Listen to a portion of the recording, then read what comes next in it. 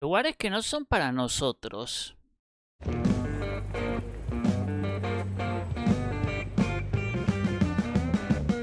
¿Sabías que en Manhattan, Nueva York, hay aproximadamente 60.000 edificios? ¿Alguna vez te pusiste a pensar en lo que implica ese número? Cada edificio podría albergar en promedio 27 personas, supongamos, lo que daría un promedio de 1.620.000 personas adentro de esas 60.000 estructuras. 1.620.000 historias diferentes, lazos familiares, problemas, pertenencias y ambiciones adentro de cada construcción de hormigón. ¿Cuánta humanidad hay atrás de cada ventana iluminada? Desde una hasta 5 personas en promedio. 60.000 edificios con decenas de ventanas encendidas que esconden historias de vida. Creo que Nueva York nunca estuvo apagado de noche. Nunca una única ventana brillando sin compañía. Tengo un caso curioso para mencionarte. Es un edificio bastante alto, ubicado en la calle Thomas 33, o 33 Thomas Street, como le quieras decir, y lleva ese mismo nombre. Es un edificio más para los residentes que pasan cerca, uno ignorado, uno al que no le prestan atención. Pero para los turistas es una arquitectura que genera una pregunta que se repite siempre. Una pregunta que surge cada vez que cruzan la calle y levantan la vista para verlo. ¿Por qué este edificio no tiene ventanas?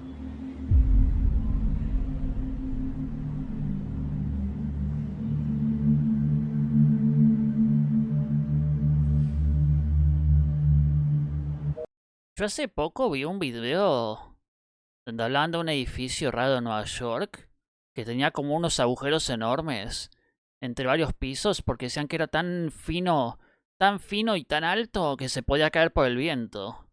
Pero no me acuerdo exactamente cómo se llamaba. Decían que estaba muy mal construido. Pero parece que esta es otra cosa.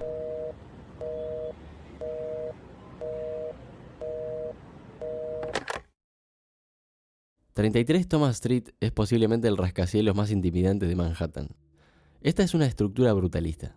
Un cubo enorme de hormigón, ladrillos y hierro de 167 metros de altura y 29 plantas. Las únicas aberturas que tiene son una serie de campanas de ventilación donde hay equipos que se comunican con estaciones de retransmisión terrestres y satélites en el espacio. No te preocupes, esto no es nada raro. Este edificio, y prepárate por lo que voy a decir, es fuerte y es parte de películas de ciencia ficción. Este edificio es una instalación de llamadas telefónicas. ¿Cómo? Bueno, realmente es de llamadas telefónicas. Es el más grande del mundo para conectar llamadas de larga distancia Me pensé que iba a decir que era una prisión o algo así. de la empresa AT&T. Claro, lo único que da intriga es que, excepto los trabajadores, nadie tiene permitido ingresar. En un informe del proyecto preparado por la oficina de Warneck, el arquitecto, se leía lo siguiente: no se pueden permitir ventanas ni aberturas sin protección en la piel a prueba de radiación. ¿Qué quería decir esto? ¿Y por qué da tantas ganas de hacer un rinraje ahí? Más inquietante aún, no tardé más de 5 minutos en querer responder a una duda mientras leía sobre este edificio. La duda más potente que me surgió después de que vi decenas de imágenes y videos mostrándolo desde afuera.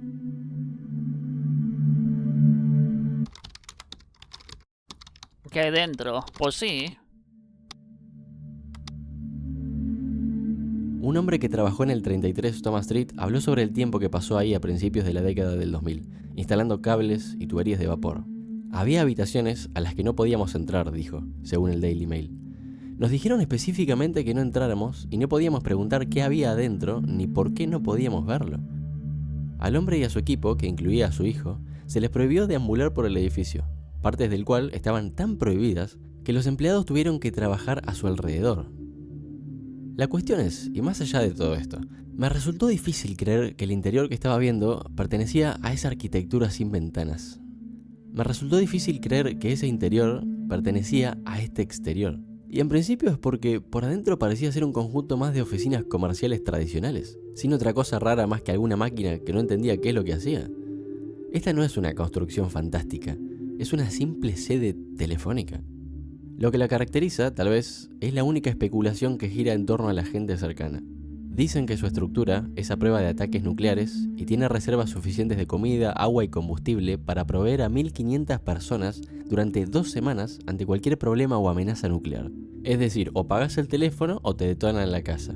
Este lugar inspiró a piezas de ficción como Control, el juego de Remedy, de X-Files en el episodio This, Anon, la película de 2018, entre otras teorías conspirativas que daban vueltas por ahí. Pero el edificio 33 Thomas Street, aún con todo esto, me hace sentir raro con solo verlo. ¿Será simplemente por la ausencia de ventanas o por la falta de iluminación de noche?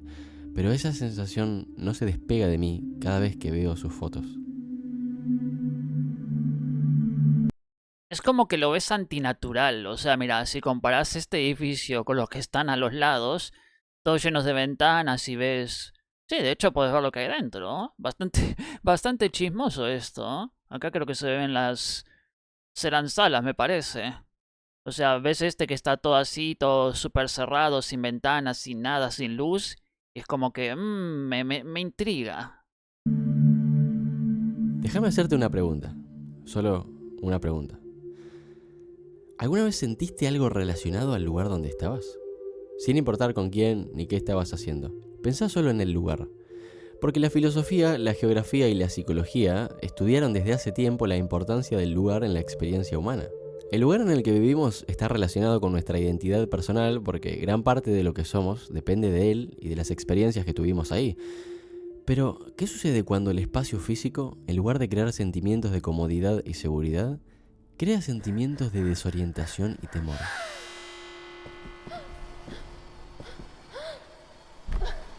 Al principio de Night Sensei, el juego de 2014, la protagonista es perseguida por una entidad artificial, indescifrable. Y durante todo el resto del juego, a pesar de que ese frenetismo se pausa y las persecuciones desaparecen, todavía es posible sentir el peligro. El entorno es oscuro, no tiene textura ni color. Las paredes son enormes y tienen altura de no sé cuántos metros, kilómetros a veces. La arquitectura no tiene coherencia y se siente fría, cruda y abstracta. Y si los caminos te confunden, precisamente sea porque no hay ningún camino. Técnicamente, al ser un juego lineal, sí lo hay, pero el mundo de Night Sensei parece buscar todo lo opuesto a orientarte, a hacerte sentir cómodo. Hay un momento específico donde aparece un cartel que dice yendo hacia abajo, y apenas después de pasar por un pasillo con luz tenue, ves esto.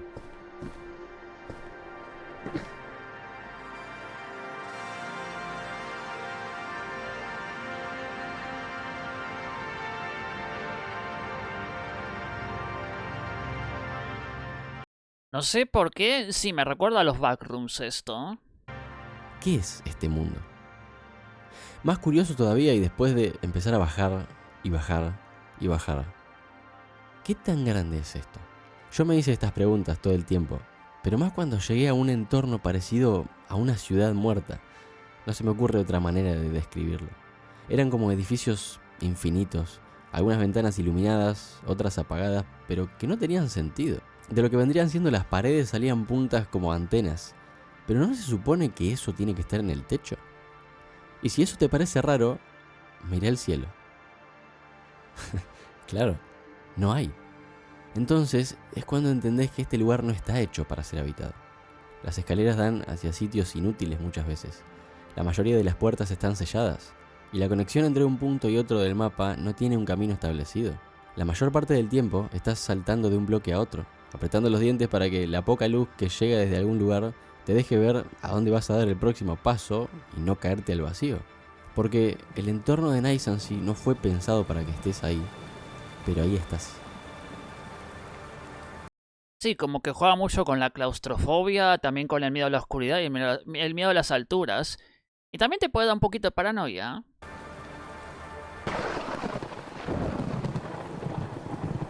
Esto me recuerda mucho a Matrix, ahora que lo pienso también, ¿eh?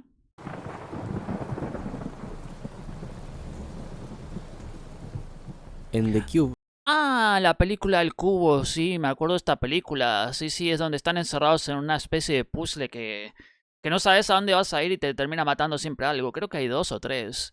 Es bastante... Esta película... A ver, tiene gore, sí. Pero como que te da escalofríos porque no sabes lo que va a pasar después. la película de 1997, 5 personas despiertan adentro de una estructura extraña. Ninguno de ellos se da cuenta de cómo llegó a ese sitio. Es como un compartimento en forma de cubo, con paneles iluminados y un diseño que recuerda a los circuitos eléctricos. A ver, no son 5 al principio. Algunos llegan desde el compartimento de al lado, otros desde arriba y otros desde abajo. Lo que a primera impresión hace preguntar a uno de ellos: ¿Cuántas personas hay adentro de esta cosa? ¿Qué es esta arquitectura y por qué están ahí adentro? Es que no solo el diseño es intimidante. Desde el minuto cero te muestran cómo funciona esto. En algunas habitaciones hay trampas mortales de todo tipo. Algunas se activan por movimiento y otras por sonido. Durante el tiempo que pasan ahí adentro, las víctimas empiezan a buscar la manera de escapar, obviamente, cada uno aportando sus ideas y habilidades.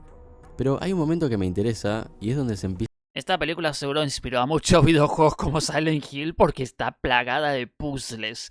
Ellos cada vez que entran a una habitación nueva, tienen que descifrar cómo salir de ahí. Con mucho cuidado, porque te puede matar lo que sea. Literalmente hay puzzles por todos lados. Y no sabes lo que va a pasar. No sabes si va a haber gas venenoso, no sabes si va a haber picos, no sabes si va a haber un rayo láser, no sabes lo que pasa. O sea, sí, eso es lo que da miedo de esta película. Que no sabes qué es lo que hay del otro lado. Empiezan a preguntar lo lógico. ¿Quién puede haber construido una cosa así y cuáles son sus intenciones? Eso también. ¿Extraterrestres? ¿Una conspiración gubernamental? Yo ya sé lo que es, pero no la voy a spoilear para el que la quiera ver. Es bastante buena. Al menos la primera. La segunda no la recuerdo muy bien, porque creo que van explicando lo que pasa. Pero es casi lo mismo. No sé si había más de dos. Yo creo recordar que solo vi dos. En un momento de discusión donde todos perdieron un poco más la cabeza por el encierro, uno de ellos, Worth, revela una La paranoia, justamente lo que decía. información clave. Dice haber participado de la construcción del exterior del cubo, pero que no sabe nada del interior. No tiene idea de qué significan los números grabados en las compuertas ni cómo se distribuyen los compartimentos. En contradicción con las palabras de Holloway, una mujer que cree que el lugar es una conspiración, el hombre dice algo que me flashó completamente. ¿Quién está a cargo de esa construcción? Nadie.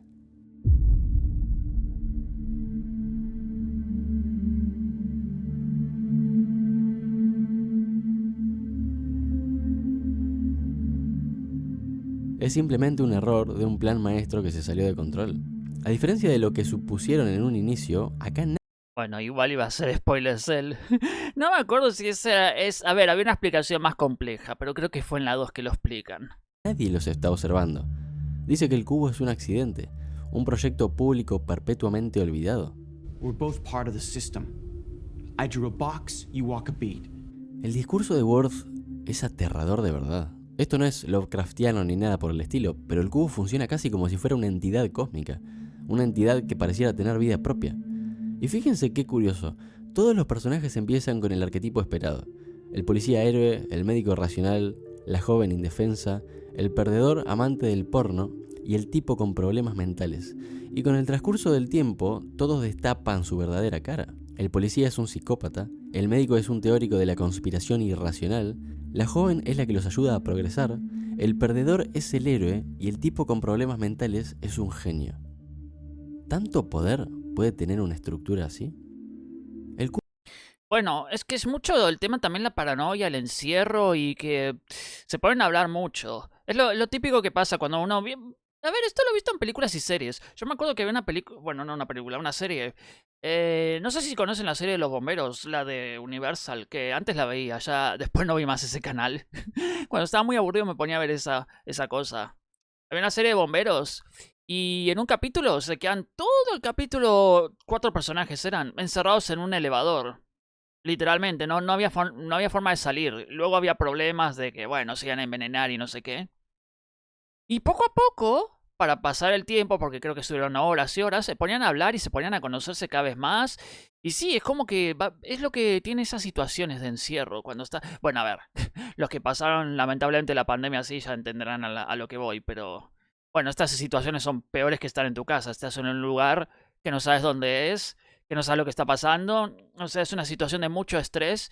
Y claro, se ponen a hablar o entrar en modo paranoia o algunos entran en pánico o bueno, y vas soltando cosas.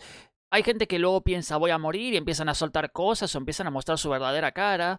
Sí, son cosas, es todo cosa relacionada con la psicología esto. Cubo es una película superficial a primera vista, pero más allá de si sea o no una metáfora sobre un sistema o la sociedad, la arquitectura es perfecta para vencerte psicológicamente. Es una estructura cruel, una construcción antihumana que funciona. Exactamente, eso es lo que le va pasando a los personajes, se van volviendo locos mientras van avanzando. Funciona por sí misma. Más aterrador aún, si lo querés pensar, una arquitectura que puede hacerte enloquecer hasta sacar tu peor versión. No todo espacio tiene que tener un diseño raro para sentirse cruel, ¿no? Pensá en las casas. No cuento mucho más, pero sí, la recomiendo. Insisto, no me acuerdo si terminó en la 2, si había más de 2, pero ya en la segunda van explicando todo. Aunque es un poquito decepcionante, creo recordar la explicación final que hay en la 2.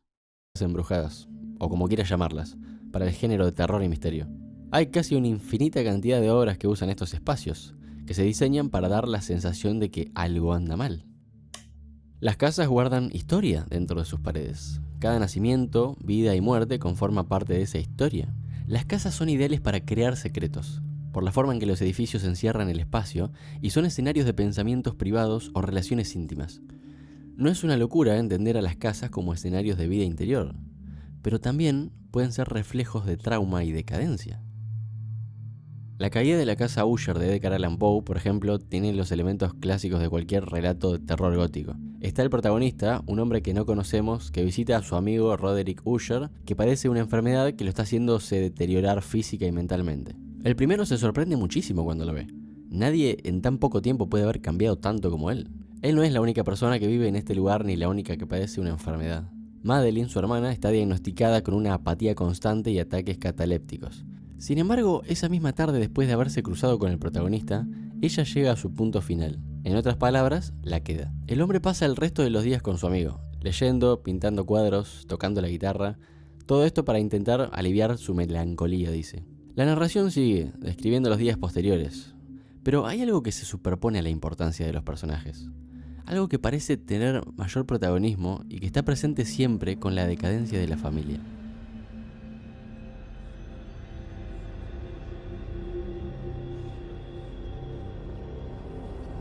La casa. Ya desde el principio, apenas el protagonista llega y la ve desde lejos, lo deja claro. Cuando la mira por primera vez, explica que un sentimiento de melancolía y tristeza insoportable lo invade. Miré el escenario que tenía delante, la casa y el sencillo paisaje del dominio, las paredes desnudas, las ventanas como ojos vacíos, los ralos y siniestros juncos, y los escasos troncos de árboles secos, con una fuerte depresión de ánimo. Era una frialdad, un abatimiento, un malestar del corazón, una irremediable tristeza mental que ningún acicate de la imaginación podía desviar hacia forma alguna de lo sublime. ¿Qué pregunta te genera esto?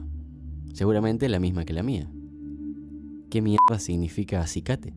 ¿Qué era? Me detuve a pensar. ¿Qué era lo que me desalentaba en la contemplación de la casa Usher? Bueno, sí, hay muchas palabras. Eso es lo bueno de la lectura, ¿ves? Que aprendes muchas palabras que después no sabes qué significaban. A ver, no la vivamos tanto. La caída de la casa Usher no me sorprendió realmente. Es igual a cualquier descripción de una casa del género gótico que imaginé. Pasillos oscuros y confusos, suelos de negro ébano, tapices anticuados en las paredes, habitaciones amplias y altas, con ventanas puntiagudas que quedan a tanta distancia del suelo, dice el narrador, que salir desde adentro es imposible. Los muebles son incómodos, anticuados y se caen a pedazos, y hay libros e instrumentos musicales en desorden.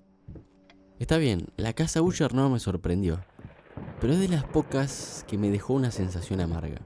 Un sentimiento al que vuelvo siempre cuando me sumerjo en sus párrafos.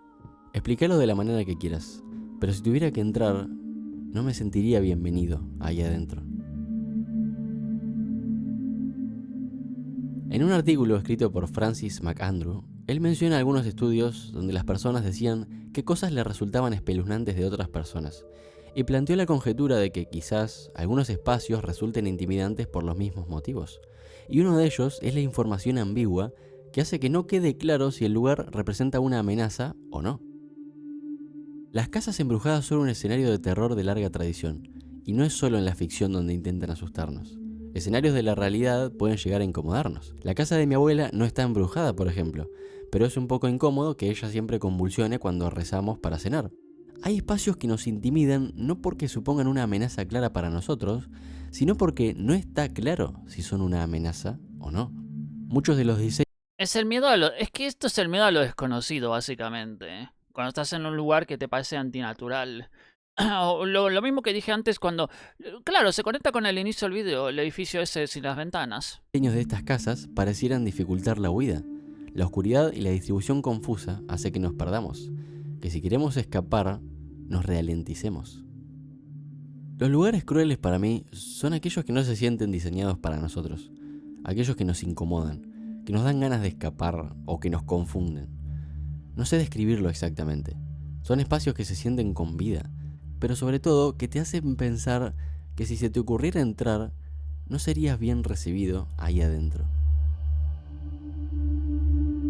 Se me ocurren un montón de zonas así, pero en Silent Hill. Como la prisión del Silent Hill 4.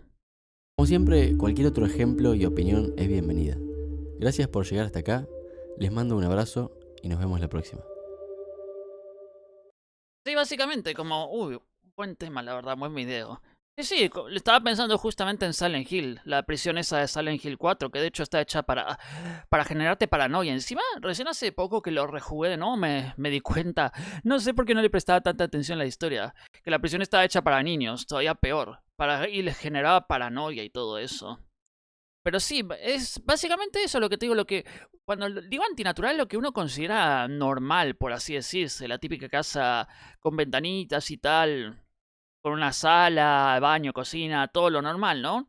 Pero luego vas a esas construcciones antiguas y decís qué raro que se ven, ¿no? Las casas antiguas así de abuelos y tal depende, según qué tan antiguas sean, no todas son así. Pero las que son muy clásicas quizás no son para todos, es como que... Es justamente lo que dice ahí el título, no son para nosotros, no es como una... no sé cómo definirlo, es como sacarte de tu zona de confort y llevarte a un lugar, no sé, a una zona que no sé cómo se llamaba. Cuando salís de la zona de confort y vas a lo desconocido, básicamente. Como uno está acostumbrado a estar viviendo o a estar viendo ciertos lugares, ve cosas así y le parece, what the fuck, ¿qué es esto? ¿Qué está pasando? ¿Por qué se ve así? Justamente esa es la paranoia que también surge por el tema de las casas embrujadas. No solo es el tema de que las casas están en ruinas muchas veces, también es el miedo, justamente, todo está relacionado al miedo a lo desconocido. Y al tema este que dije de salir de la zona de confort a un lugar que desconoces. Más o menos creo que es una conexión de todo eso junto.